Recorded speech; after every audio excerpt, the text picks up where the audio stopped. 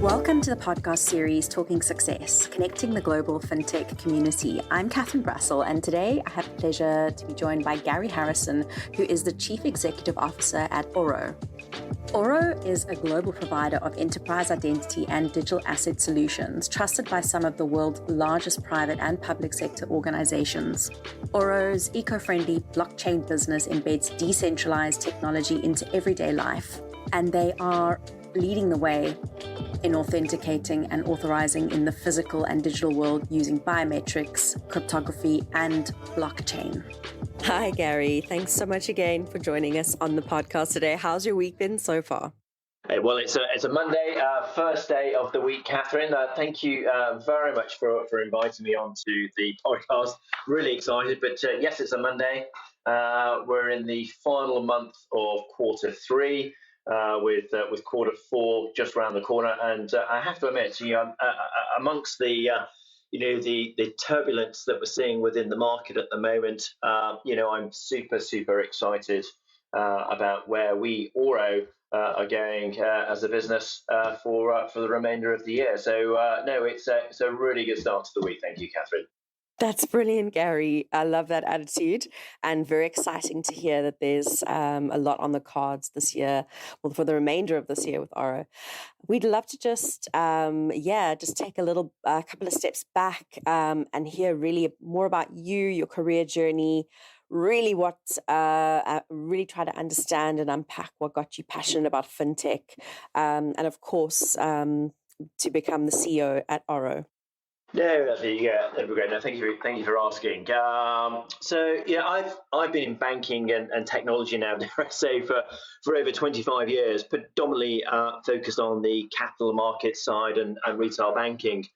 And even as a teenager, dare I say, I've always been interested in the markets, capital markets, how those stocks, how those shares moved, how the whole funds system works, and it's an area I've always been hugely passionate about, and an area that actually I've always wanted to learn more about, and even now I'm continually learning about the sector that we work in, both from a banking and capital markets perspective, but also from a technology perspective as well. It's an area, it's a sector that continuously evolves. And I was passionate about it, dare I say, in my teens, and I'm passionate about it now. And I think if you're spending that much time within an area, you ultimately need to be happy and excited, about the things that you do. And for me, it's about making a difference and creating a difference within the markets that I operate in. And it's an immensely exciting place to be in. Thanks, Garry. And you, of course, speak a lot about your passion for the tech space. It's obviously a very exciting space to be in at the moment. In your opinion, what have been some of the really exciting opportunities that have really opened up in the tech space? What can you tell us? We are going through what I would call the fourth technology wave, the digital disruption wave, as we're all calling it.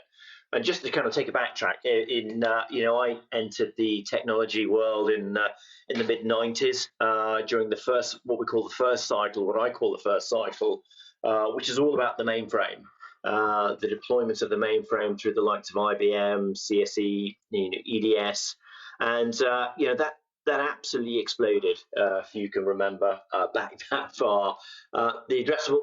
And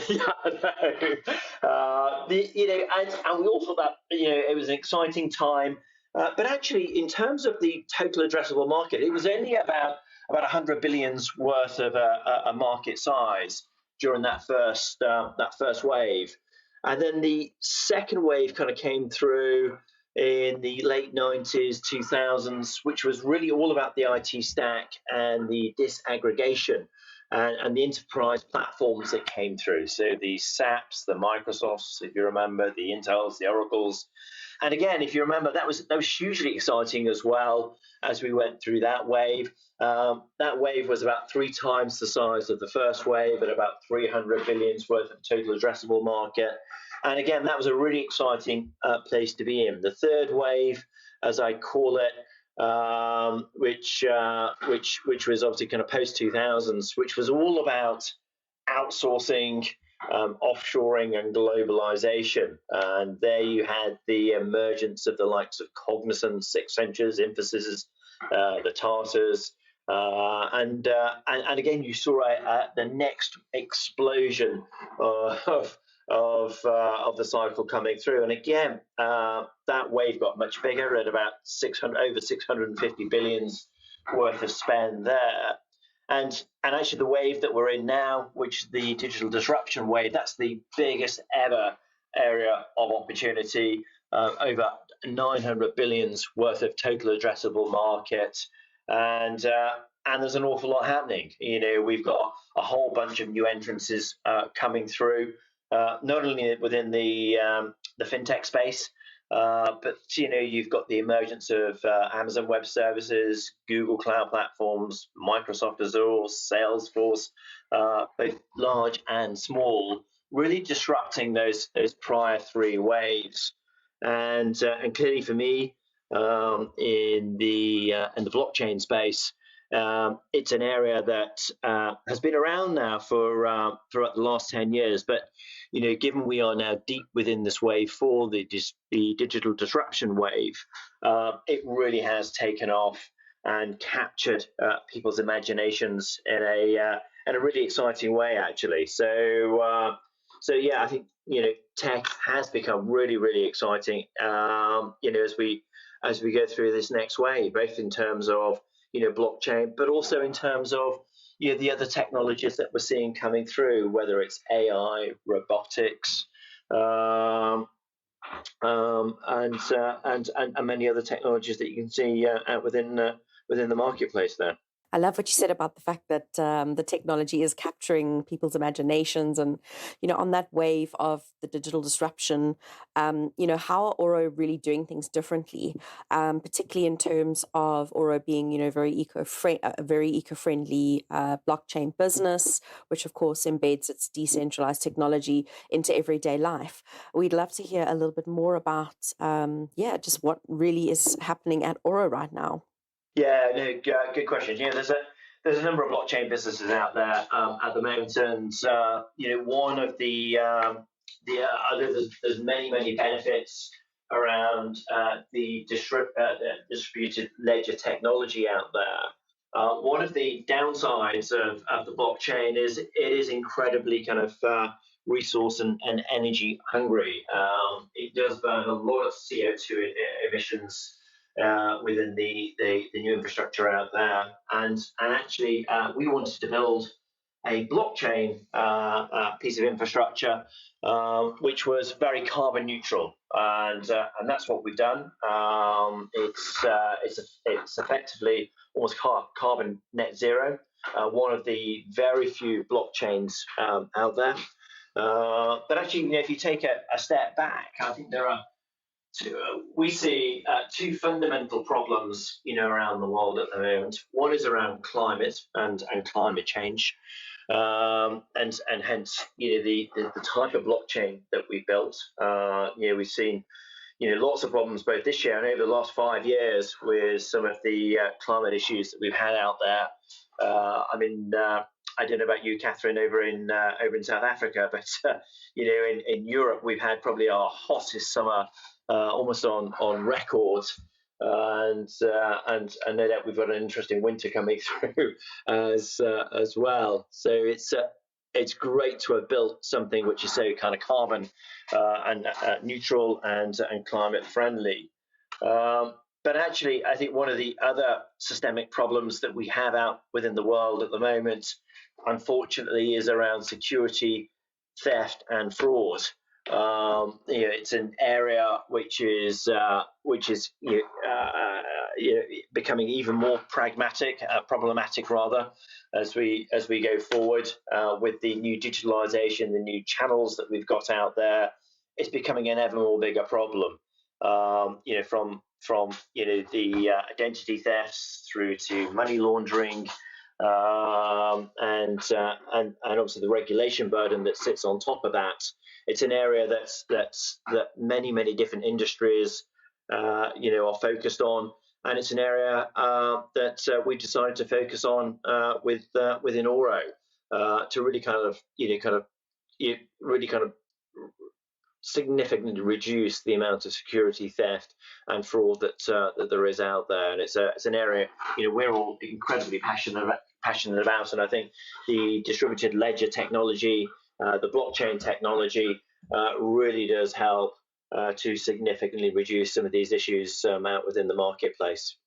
Garry, looking more at yourself as the role of CEO and, of course, the company itself, talk to me a bit more about,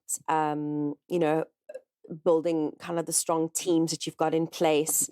Really, what's been, I would say, your formula for success here? And what can you let us know in terms of the company and the structure of its people? Yeah, I mean the team's everything, isn't it? If you've got to have a strong team, and for me, it's about building a strong team, both effectively above and below me, for one of a better word. I really took the helm of the OARO business about 12 months ago. One of the first things I did was to put in place a new board, for want of a better word. We've got an incredibly strong board now, which with some very significant members on there from various kind of industry leaders that bring a number of different sets of skills and experiences to the team. I've got a super exciting chairman for the business, one of Canada's leading QCs, who brings a tremendous amount of experience to OARO, and is absolutely great to work with. And then we've built what we call an advisory board as well. So this has been made up of industry leading professionals from a number of different sectors across the market that again bring that expertise and value into OARO. And then we've also got a very strong management team in place. We've just onboarded a new chief marketing officer, a new global head of operations out within there, and one of the market's best chief revenue officers. So really kind of getting that great management team in place. And of course, you're nothing without delivery excellence. So it's all about wowing the customers and over delivering with the projects that we're working on. And we have a super tech team based in Madrid, over in Spain, which I'm excited about. But obviously, we're going through a huge growth period within the technology space at the moment, as you know, with your recruitment space on. Huge shortage of talent and expertise out there. So part of what we're doing is around retention as well, ensuring all of our employees and staff are happy, they're excited, the morale is high.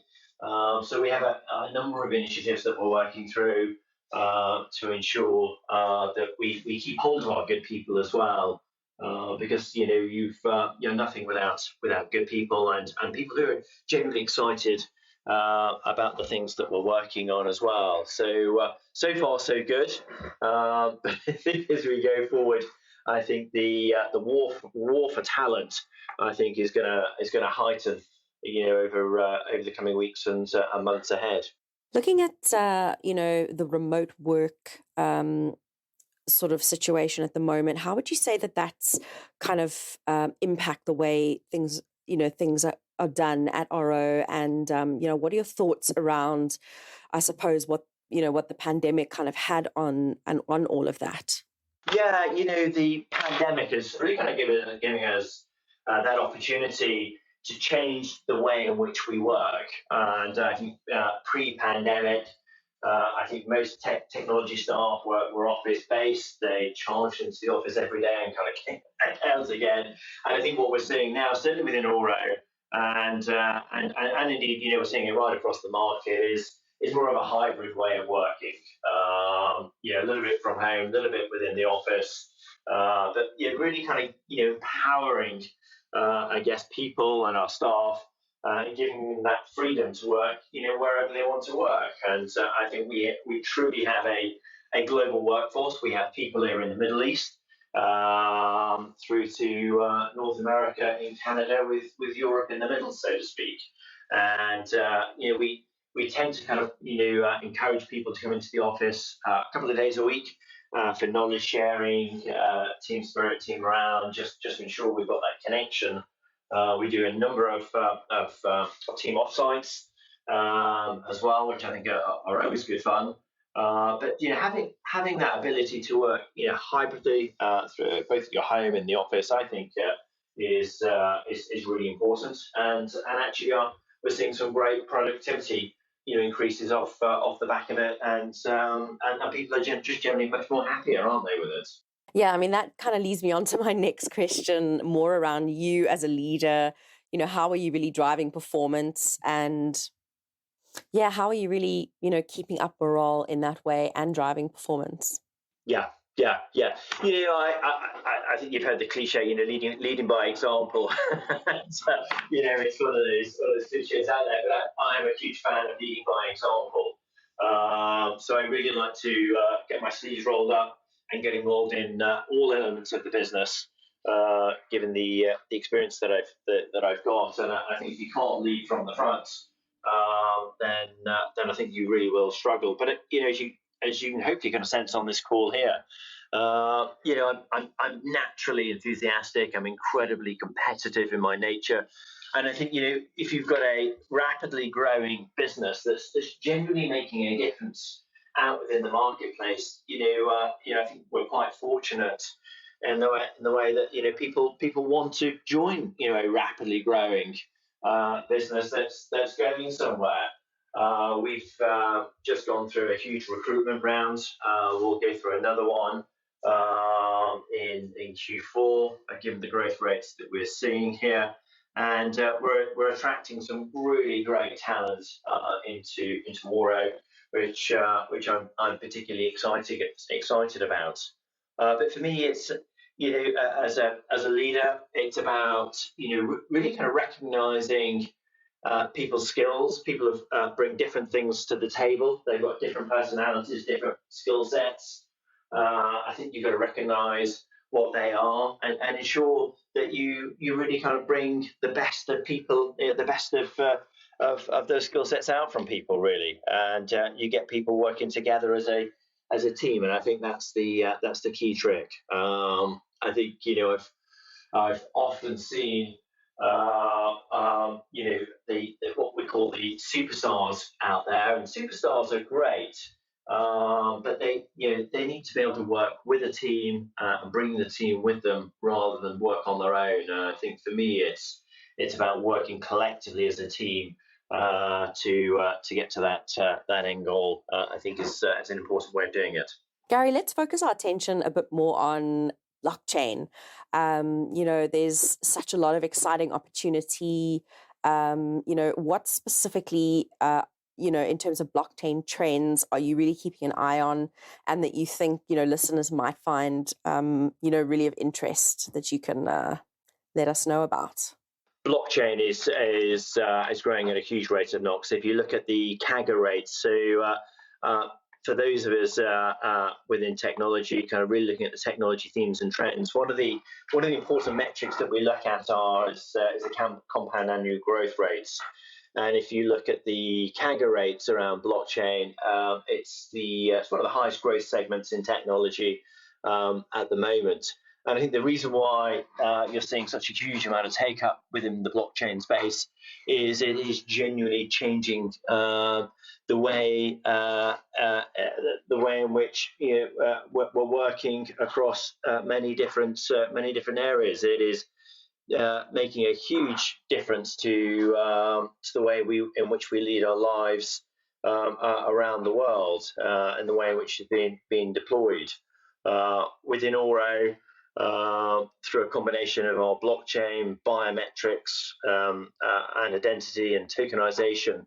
We're really kind of deploying this across a number of really exciting areas, actually, which is significantly differentiating, and really kind of the blockchain really helps to do this.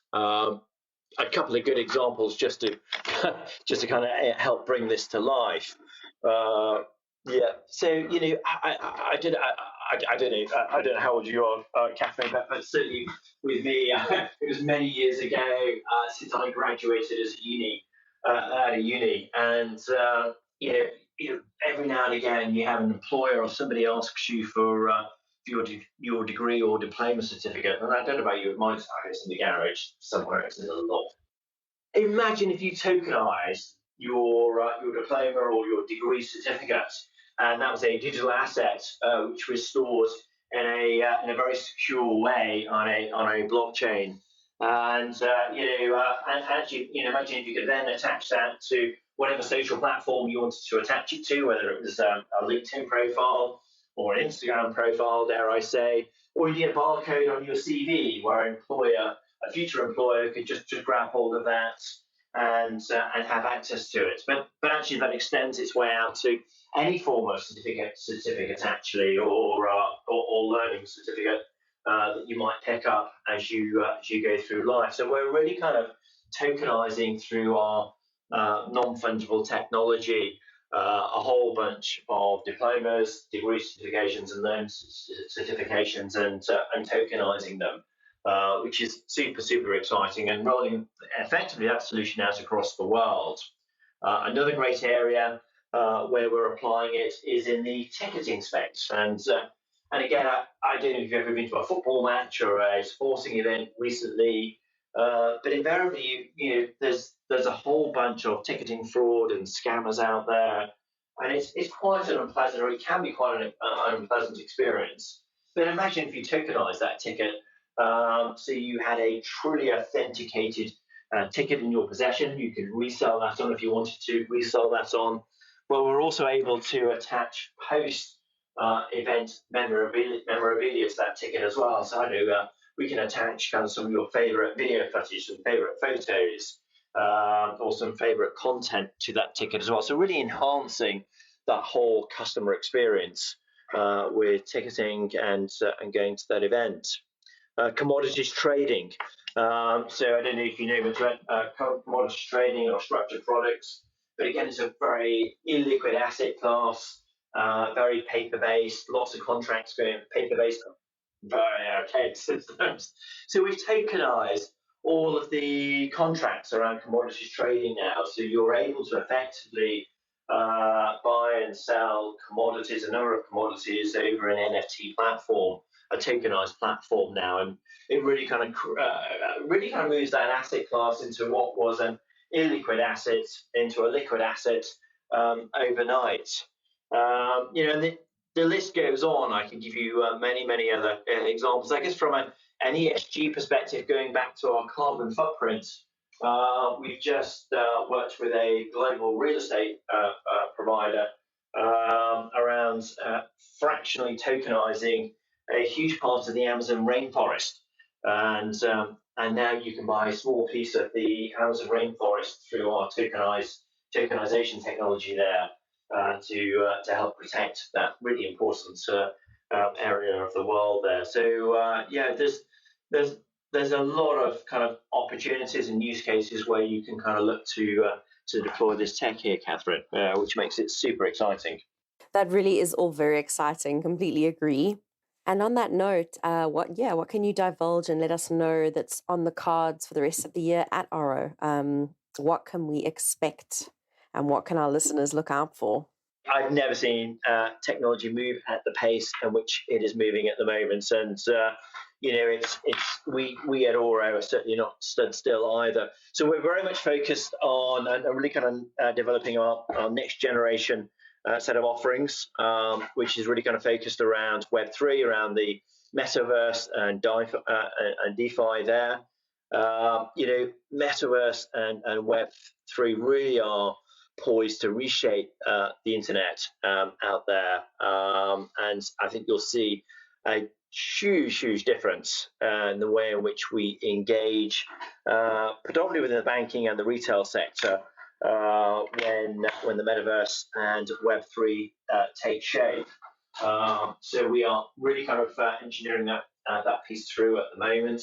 We're creating a number of, avatars, for want of a better word, which will be kind of images of yourself based on the Web3, where you'll be able to enter a number of different kind of marketplaces out there to buy and sell in a very secure environment a number of products and propositions and assets that we've got out there. But it's going to be hugely exciting.